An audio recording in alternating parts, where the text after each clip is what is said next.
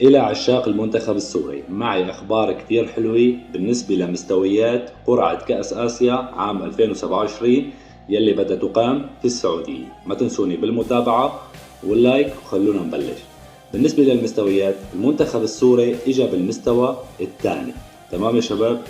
الحلو إنه نحن رح نتفادى مواجهة كتير منتخبات قوية. يعني عنا 4 مستويات، من كل مجموعة بياخدوا منتخب. يعني مثلا المنتخب السوري تفادى مواجهة المنتخب العراقي، تفادى مواجهة المنتخب القطري، المنتخب الإماراتي، هدول لأنه معه بنفس المستوى. وراح يواجه مثلا من المستوى الأول عندك اليابان، إيران، كوريا الجنوبية، إسرائيل، راح يواجه منتخب واحد منهم راح يكون معه بالمجموعة.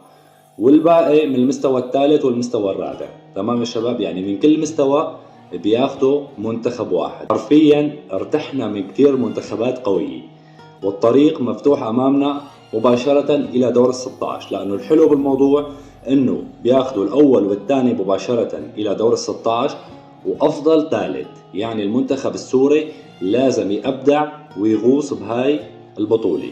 نتمنى انه نشوف نجوم المنتخب السوري كاملا مدعم بكافة المحترفين والمغتربين والمقيمين، والدوري السوري مهم تعملوا شيء تبسطوا الجمهور السوري.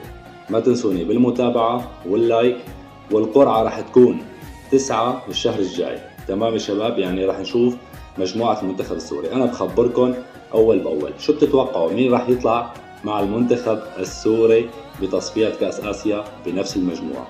متابعة ولايك وكل الحب للجميع.